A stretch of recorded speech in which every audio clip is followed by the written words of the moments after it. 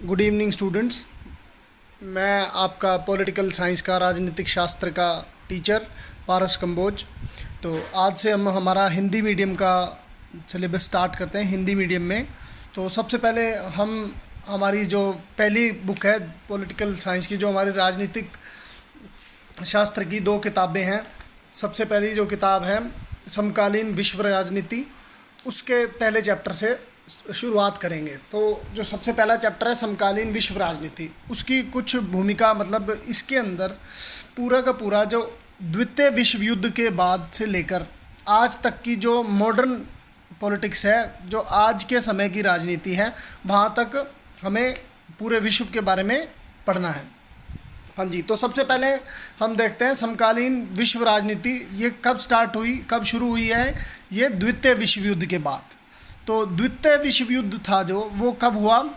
वो 1939 से लेकर 1945 तक चला। और वो हुआ किस किस के बीच में? वो हुआ धुरी शक्तियाँ। धुरी शक्तियाँ कौन सी थी? जर्मनी, इटली, जापान, इन्हें धुरी शक्तियाँ कहा गया है। ये तीनों देश, जर्मनी, इटली, जापान, इन्हें धुरी शक्तियाँ कहा गया है।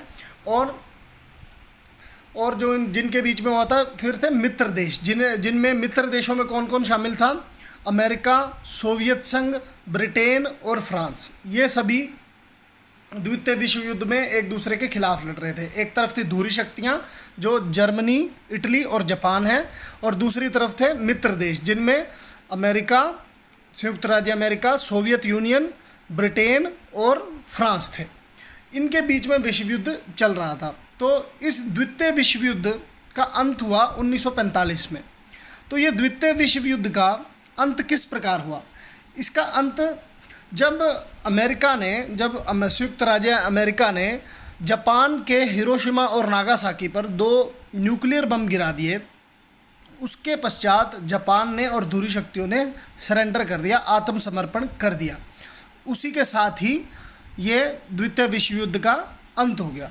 तो उसका जो प्रभाव था उस परमाणु हमले का जो अमेरिका ने जापान पे किया था, इतना भीषण था कि उसकी वजह से पूरा का पूरा जो द्वितीय विश्व युद्ध था वो पलट गया था।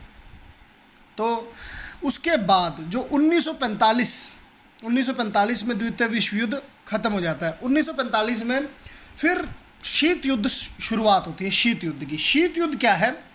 तो शीत युद्ध क्या है? शीत युद्ध के अंदर, जैसे आपको इसकी मैं भूमिका बताऊं, तो आपको पता है कि अमेरिका और सोवियत संघ 1945 के बाद 2 बहुत बड़ी महाशक्तियां बनकर उभरी। अमेरिका और सोवियत संघ बहुत बड़ी महाशक्तियां बनकर उभरी। उनके बीच में एक होड़ सी मच गई कि कौन सबसे ज़्यादा शक्तिशाली है, अमेरिका और सोवियत संघ में से। तो उसी के बारे में ये शीत युद्ध है। तो शीत युद्ध है क्या? द्वितीय विश्व युद्ध के बाद 1945 से 1990 तक की वह तनावपूर्ण अंतर्राष्ट्रीय राजनीतिक स्थिति जो संयुक्त राज्य अमेरिका और सोवियत संघ के बीच में रही, क्योंकि उस समय 2 पूरे विश्व की महाशक्तियां थी, वो थी अमेरिका और सोवियत संघ। इनके बीच में जो एक तनावपूर्ण अंतर्राष्ट्रीय राजनीतिक परिस्थितियां थी, उसे कहा गया है शीत युद्ध। ये एक तरह का वैचारिक मतभेद था, इन दोनों के वैचारिक मतभेद था। जो सोवियत संघ था साम्यवादी, और जो अमेरिका था वो था पूंजीवादी।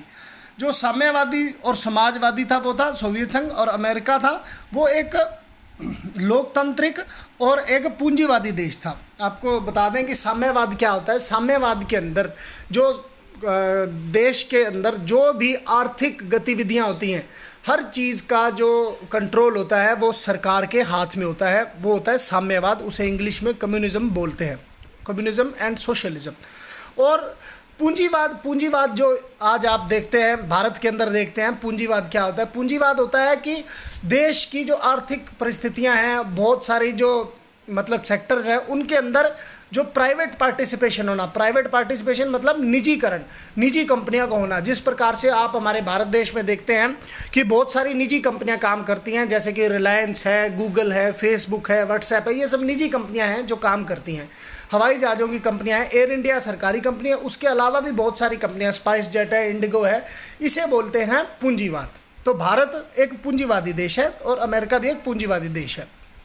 तो ये जो साम्यवाद और लोकतंत्र के बीच का जो वैचारिक मतभेद था, सोवियत संघ कहता था कि साम्यवाद और साम्यवाद पूंजीवाद से बहुत अच्छा है, और जो अमेरिका था, जो अमेरिकन खेमा था, वो अमेरिकन खेमा कहता था कि लोकतांत्रिक व्यवस्था ही सबसे अच्छी है। तो इसी के बीच जो ये टेंशन्स बढ़ रही थी, इस वैचारिक मतभेद की वजह से राजनीतिक जो टेंशन्स बढ़ रही थी, जो राजनीतिक तनाव बढ़ रहा था, उसे ही शीत युद्ध कहा गया है। हाँ जी। तो इसके बाद होता क्या है, द्वितीय विश्व युद्ध के बाद पूरी दुनिया दो भागों में बट गई, दो ध्रुवों में बट गई। उसे कहा गया द्विध्रुवीयता। दो भागों में किस प्रकार बट गई, एक था महाशक्ति संयुक्त राज्य अमेरिका, और दूसरी महाशक्ति था सोवियत संघ। अब उन्होंने क्या किया, दुनिया के सभी देशों को अपने साथ मिलाना शुरू कर दिया। इसका कारण क्या था, दोनों ने अपने साथ दुनिया के बहुत सारे देशों को अपने साथ मिलाना शुरू कर दिया। उससे क्या हुआ, पूरी दुनिया दो गुटों में बट गई। बहुत सारे देश अमेरिका के साथ हो गए और बहुत सारे देश सोवियत संघ के साथ हो गए। तो पूरा विश्व दो ध्रुवों में बट गया। हाँ जी। अब प्रथम विश्व युद्ध था जो वो चला था 1914 से 1918 तक, जिसकी वजह से पूरा विश्व दहल गया था, बहुत सारी मौतें हुई थी, बहुत सारा नुकसान हुआ था। द्वितीय विश्व युद्ध चला 1939 से 1945 तक, जो मित्र राष्ट्रों और दूरी राष्ट्रों के बीच में हुआ था, जिसमें कोई यूरोप में बहुत सारे जो देश थे वो शामिल थे, जिसमें चीन भी शामिल था। भारत का पूर्वोत्तर भाग है जो, वो भी शामिल था। पूर्वोत्तर है हमारा नॉर्थ ईस्ट, मिजोरम, मेघालय, असम, ये जो हमारे राज्य हैं। अब द्वितीय विश्व युद्ध के बाद दो महाशक्तियां, जैसे मैंने आपको बताया, अमेरिका और सोवियत संघ उभर कर सामने आई, जिन्होंने एशिया, अफ्रीका, लैटिन अमेरिका बोलते हैं, जो नॉर्थ अमेरिकन, जो उत्तरी अमेरिका जो हमारा महाद्वीप है, उसे नवस्वतंत्र देश कौन से हैं, नवस्वतंत्र देश वो हैं जिन्हें अभी अंग्रेज़ों के राज से 1945 के बाद में आज़ादी मिली है, जैसे कि भारत हो गया, जैसे कि मिस्र हो गया, जैसे दक्षिण अफ्रीका है। ये देश हैं जो नए स्वतंत्र देश कहे जाते हैं। हाँ जी। शीत युद्ध की जो परिस्थितियाँ थी उसमें वैचारिक घृणा थी। वैचारिक घृणा होती है एक दूसरे के खिलाफ बयान देना, एक दूसरे के विचारों के साथ मतभेद रखना। वो कह रहा है कि दिन है तो वो है रात, इस तरह की परिस्थितियाँ, मतलब एक दूसरे की खिलाफत। राजनीतिक अविश्वास, एक दूसरे पर राजनीतिक रूप से किसी भी प्रकार से विश्वास नहीं करना। जैसे कि आज आप देखते हैं कि भारत के जो दूसरे देशों से संबंध है बहुत मैत्रीपूर्ण है, मगर उस वक्त ऐसा नहीं होता था। अमेरिका और सोवियत संघ थे जो वो एक दूसरे के बिल्कुल खिलाफ थे, कूटनीतिक जोड़ तोड़ करते थे। वो कूटनीतिक जोड़ तोड़ मतलब देशों को अपने साथ मिलाने के लिए एक अमेरिका की खिलाफत करता था और अमेरिका सोवियत संघ की खिलाफत करता था, एक दूसरे देशों को अपने साथ मिलाने के लिए। सैनिक प्रतिस्पर्धा थी, हथियारों की प्रतिस्पर्धा थी, हथियारों की रेस थी, सैनिक प्रतिस्पर्धा थी, जासूसी करते थे वो एक दूसरे की। ये सब जो चल रहा था, जो ये तनाव था, इसे ही शीत युद्ध कहा गया। शीत युद्ध काल में अंतर्राष्ट्रीय राजनीति दो विरोधी गुटों, दो विचारधारा वाले गुटों में बट गई, अमेरिकी गुट तथा सोवियत गुट। सोवियत गुट था जो वो था पूंजीवादी, और वो था सोवियत गुट था जो वो था साम्यवादी, अमेरिकी गुट था पूंजीवादी। इसके बारे में मैंने आपको बताया। शीत युद्ध के काल में अब इन्होंने कुछ सैन्य समझौते, सैन्य संधियां करनी शुरू की। दोनों ने सैन्य संधियां करनी शुरू की। तो जो अमेरिका के साथ देश थे, जो संधि की अमेरिका ने, उसे कहा गया नाटो। नाटो क्या है, जो इसे कहते हैं उत्तरी अटलांटिक महासागर की जो संधि कहा गया है। जो देश उत्तरी अटलांटिक महासागर के साथ लगते हैं, जैसे ब्रिटेन है, जर्मनी है, इटली है, ये सभी देश उत्तरी अटलांटिक महासागर के साथ लगने वाले सभी देश, ये सभी के सभी देश थे अमेरिका के साथ। और सीटो है मध्य एशिया, एक संधि है, मध्य एशियाओं की एक संधि है जो अमेरिका ने मध्य एशियाई देशों के साथ ये संधि की थी। और वारसा पैक्ट किसे कहा जाता है, वारसा है पोलैंड जो कंट्री है, पोलैंड जो देश है, वारसा उसकी राजधानी है। तो वारसा में एक संधि हुई थी, वो किसने की थी, सोवियत संघ ने। उसके अंदर 15 देश शामिल थे। तो जो दक्षिणी यूरोप के देश थे वो इनके साथ वारसा पैक्ट के तहत सोवियत संघ के साथ जुड़े। अब इन्होंने कौन कौन सी सैन्य संधियां की थी, सैन्य संगठन बनाए थे। दोनों महाशक्तियों ने अपनी शक्ति वृद्धि है तो अपनी शक्ति को बढ़ाने के लिए, देखिए जितने ज़्यादा देश किसी के साथ शामिल होंगे वो गुट उतना ही शक्तिशाली होता जाएगा। ये इस प्रकार उस समय सोचा जाता था। तो जो मैंने बताया, अप्रैल 1949 में उत्तर अटलांटिक संधि संगठन बनाया जिसे नाटो बोलते हैं। ये अप्रैल 1949 में अमेरिका ने बनाया लोकतंत्र को बचाने के लिए। 1954 में दक्षिण पूर्वी एशियाई संधि संगठन, जिसे सीटो कहा गया है, वो भी अमेरिका ने बनाया। अमेरिका का जो नेतृत्व था वो कहते थे कि साम्यवाद के प्रसार को रोकना है। साम्यवादी कौन थे?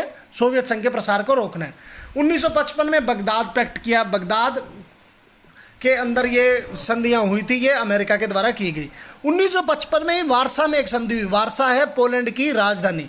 वहाँ पे जो संधि हुई वो सोवियत संघ के नेतृत्व के अंदर हुई थी। हाँ जी, इनका लक्ष्य क्या था? अपना प्रभाव क्षेत्र बढ़ाते हुए तथा उनसे प्राप्त अन्य लाभों को देखते हुए महाशक्तियाँ छोटे देशों को अपने साथ रखती थी। वो उसका हम आगे जिक्र करेंगे कि छोटे देशों को अपने साथ क्यों रखते थे। छोटे देश भी सुरक्षा, अब छोटे देश हैं वो अपनी सुरक्षा स्वयं नहीं कर सकते। उस वक्त युद्ध का खतरा बहुत ज़्यादा होता था, तो छोटे देशों को लगता था कि हम बड़े देशों के साथ संधि कर लेंगे तो वे हमारी सुरक्षा करेंगे, इसलिए वे उन संधियों का हिस्सा बनते थे। छोटे देशों को क्या फ़ायदा होता था? हथियार मिलते थे, आर्थिक मदद मिलती थी, सुरक्षा मिलती थी। इस वजह से वो महाशक्तियों से जुड़ना चाहते थे। अब वो परमाणु संपन्न, दोनों महाशक्तियाँ परमाणु संपन्न थी, दोनों के पास परमाणु हथियार भी थे। परमाणु संपन्न होने के कारण दोनों ही महाशक्तियों में रक्त रंजित युद्ध के स्थान पर वहाँ पे रक्त रंजित मतलब कि एक रक्त रंजित सीधे रूप से वे नहीं लड़ रहे थे, परमाणु संपन्न। अब दोनों को एक दूसरे के परमाणु हथियारों से डर था। उन्हें अमेरिका को डर था कि अगर हम उनसे युद्ध करेंगे तो जो सोवियत संघ है वो हम पर परमाणु हथियार चला देगा, और जो सोवियत संघ है उसे ये डर था कि हम अमेरिका से युद्ध करेंगे तो वो हम पर परमाणु हथियार का इस्तेमाल कर सकते हैं। तो इस डर की वजह से, दोनों के परमाणु हथियारों के डर की वजह से आपस में रक्त रंजित मतलब सीधा युद्ध नहीं हो रहा था, एक प्रतिद्वंदिता, स्पर्धा चली हुई थी पूरी दुनिया में अपना वर्चस्व साबित करने के लिए। समझ में आया? हाँ जी। अब है महाशक्तियों को छोटे देशों से क्या लाभ मिलता था। अब हमने पहले देखा कि छोटे देशों को महाशक्तियों से क्या लाभ मिलता था, उन्हें सुरक्षा मिलती थी, हथियार मिलती थी, मदद मिलती थी। अब छोटे देशों को क्या मिलता था? छोटे देशों से महाशक्तियों को क्या लाभ? छोटे देशों से प्राकृतिक संसाधन मिलते थे उन्हें, जैसे गैस हो गया, तेल हो गया, कोयला हो गया, और कई प्रकार के खनिज पदार्थ उन्हें मिलते थे। सैन्य ठिकाने स्थापित करना। अब एक दूसरे के खिलाफ वो छोटे देशों के अंदर अपनी सेना भेजकर उसे सैन्य ठिकाने के रूप में इस्तेमाल करते थे। एक वो छोटे देश भी उन्हें आर्थिक सहायता प्राप्त करते थे। भूक्षेत्र, अपना प्रसार प्रचार बढ़ाना, ज़्यादा से ज़्यादा धरती के भूक्षेत्र को अपने अधीन करना और अपनी शक्ति को बढ़ाना, ये था उनका एक लक्ष्य।